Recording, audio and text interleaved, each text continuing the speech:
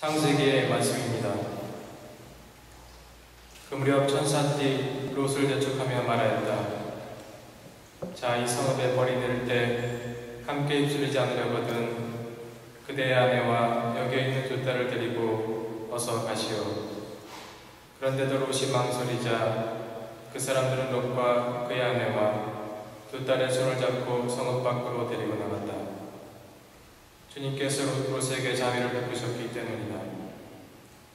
그들은 롯의 가족을 가리고 밖으로 데리고 나와 말하였다. 달아나 목숨을 구하시오. 뒤를 돌아다보아서는 안 돼요. 이 들판 어디에서도 멈추어 서지 마시오. 휩쓸려 가지 않으려거든 산으로 달아나시오. 그러나 롯은 그들에게 말하였다. 나리, 제발 그러지 마십시오. 이 종이 나리 눈에 들어 나리께서는 이제껏 저에게 하신 것처럼 큰 은혜를 베푸시어 저의 목숨을 살려주셨습니다. 그렇지만 재앙이 휩싸여 죽을까 두려워 저 산으로는 달아날 수가 없습니다. 보십시오. 저 성읍은 가까워 달아날 만하고 자그마한 곳입니다. 제발 그리로 달아나게 해주십시오. 자그마하지 않습니까? 그러면 제 목숨을 살릴 수 있겠습니다. 그러자 그가 롯에게 말했다. 좋소. 내가 이번에도 그대의 얼굴을 보아 그대가 말하는 저 성읍을 멸망시키지 않겠소. 서둘러 그곳으로 달아나시오. 그대가 그곳에 다다르기 전까지는 내가 일을 하지 못하기 때문이요. 그리하여 그 성읍을 초하리라 하였다. 롯이 초하리에 다다르자 해가 땅 위로 솟아올랐다. 그때 주님께서 당신이 계신 곳 하늘에서 소돔과 고모라의 요한과 불을 퍼부으셨다. 그리하여 그 성읍들과 온 들판과 그 성읍의 모든 주민 그리고 땅 위에 자란 것들을 모두 멸망시키셨다. 그런데 롯의 아내는 뒤를 돌아다보다 소금 기둥이 되어버렸다. 아브라함이 아침 일찍 일어나 자기가 주님 앞에 서 있던 곳으로 가서 소돔과 고모라와 그 들판에 온 땅을 내려다보니 마치 가마에서 나는 연기처럼 그 땅에서 연기가 솟아오르고 있었다. 하느님께서 그 들판의 성읍들을 멸망시키실 때 아브라함을 기억하셨다. 그래서 롯이 살고 있던 성읍들을 멸망시키실 때 롯을 그 멸망의 한가운데서 내보내 주셨다. 주님의 말씀입니다. 주님께서 여러분과 함께 마태오가 전한 거룩한 복음입니다.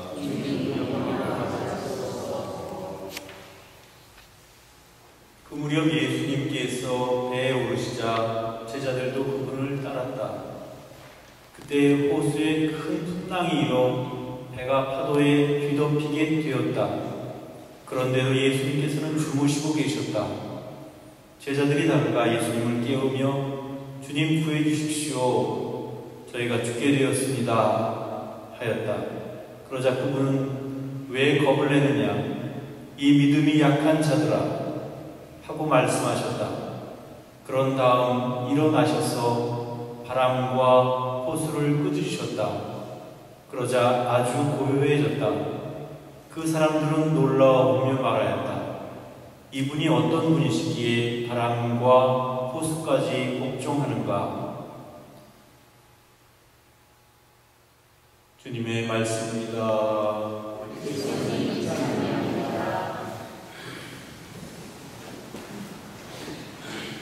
인생을 마라톤에 비유하기도 하지만 또 흔히 인생을 항해에 비유하기도 합니다. 그래서 어떤 면에서 보면 우리는 각자가 이력편주 작은 배를 타고 주님의 나라를 향해서 항해를 하는 그런 사람들의 비유를 할 수가 있습니다.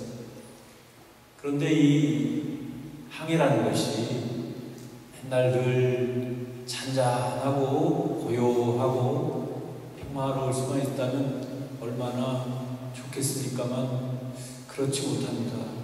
때로는 풍랑이 있고 때로는 먹구름이 끼기도 하고 그래서 겁을 집어먹을 때도 있어요. 실제로 우리가 인생을 살아나가면서 어려운 일이 닥치고 정말 왜 나한테 이런 시련이 왔을까? 왜 나에게 이런 어려움이 왔을까? 그런 생각이 들 때에는 겁이 나기도 하고 또 때로는 하느님이 원망스럽기도 하고 도대체 하느님이 계시긴 계신 건가 하고 의심이 날 때도 있고 그렇습니다. 그래서 어떤 의미에서 보면 내 인생이 잔잔한 호수같이 잘 나갈 때에는 별로 그렇게 크게 의식을 하지 않지만 힘들고 어려운 그런 시련을 만나게 되면 거기서 우리는 큰 위기 앞에 서게 되지만 또 동시에 자기 자신을 한번 되돌아보면서 생각해 볼 수 있는 그런 기회가 되기도 하고 때에 따라서는 또 어떤 이들에게는 그런 어려움이 하느님께 더 가까이 다가갈 수 있는 그런 기회가 되기도 합니다. 그래서 어떤 이에게는 그 시련이 너무나 혹독하고 너무나 힘들어서 그 시련 때문에 무너져 내리는 사람도 있지만 또 한편으로 보면 어떤 사람들에게는 그 기회가 하느님을 다시 찾게 되는 그런 소중한 은총의 기회가 되기도 합니다. 그러니까 어떤 면에서 보면 그 모든 것을 일률적으로 이야기할 수는 없을 거라는 생각을 해봅니다. 오늘 복음에 보면 예수님과 제자들이 함께 배를 타고 호수를 건너가는데 갑자기 태풍이 불고 풍랑이 일어가지고 배가 뒤집힐 지경이 되었다고 합니다. 그런데 그 와중에도 예수님께서는 주무시고 계셨다고 했어요. 그야말로 천하태평이죠. 우리도 좀 그럴 수 있었으면 좋겠는데 우리는 제자들처럼 믿음이 약하고 또 인간적으로도 부족한 우리 자신인지라 조그만 어려움 앞에서도 우리는 여지없이 흔들리고 여지없이 두려워하고 무서움에 떠는 그런 우리 자신들인 것 같습니다. 그래서 결국 제자들은 예수님을 깨우게 됩니다. 그래서 예수님이 왜 이렇게 믿음이 약하냐 의심이 많은 자들아 하면서 호수와 바람을 향해서 호통을 치셔가지고 그 바람을 잔잔하게 가라앉히셨다는 그런 오늘의 복음 말씀인데 사실 우리가 그렇게 믿음이 썩 깊거나 또는 흔들림이 없는 그런 우리 자신들이 아님을 누구보다도 내 자신이 잘 알고 있습니다. 나는 인생을 항해하는 데 있어서 커다란 그야말로 걱정, 근심거리가 없는 커다란 배를 저어가는 것이 아니고 정말 언제 어떻게 또 뒤집힐지도 모르는 그런 작은 돛담배 같은 그런 일협편주에 몸을 싣고 가는 우리 자신들이기 때문에 늘 조심스럽고 또 때로는 하나님을 믿는다고 신앙을 갖고 있다고 자부심을 갖기도 하지만 또 한편으로 보면 나의 믿음이 탐탁치 못하고 나의 믿음이 굳지 못하다는 사실도 우리가 알고 있습니다. 그래서 한 가지 우리가 그런 여러 가지 어려움 속에서 그것을 극복할 수 있는 방법은 하나님을 깨우는 겁니다. 예수님을 깨우는 겁니다. 그건 어쩔 수 없어요.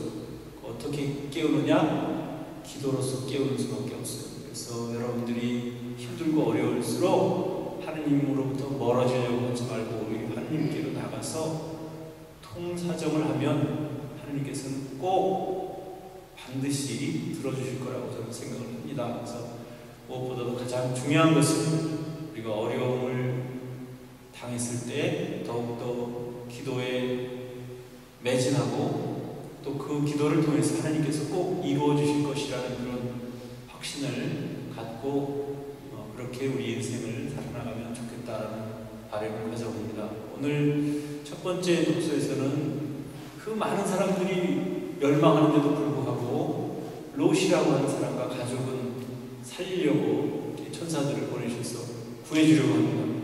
그래서 결국 롯은 구원을 받을 수가 있게 되었는데 그 와중에도 롯의 아내는 뒤돌아보지 말라고 했는데 뒤를 돌아다보다가 소금기둥이 되고 말았다. 그런 이야기인데 그것도 마찬가지 맥락에서 본다면 뒤를 돌아보지 말라 그러면 돌아보지 말아야 함에도 불구하고 의심을 가지고 호기심을 가지고 뒤를 돌아다보다가 결국은 소금 기둥이 되고 말았습니다. 우리도 오직 앞을 바라보면서 오직 하느님만을 바라보면서 어떠한 어려움과 또 어떠한 힘든 일 앞에서도 오직 하느님께 대한 믿음과 그분을 향한 우리의 기도를 가지고 그분께 씩씩하게 나아갈 수 있으면 좋겠습니다.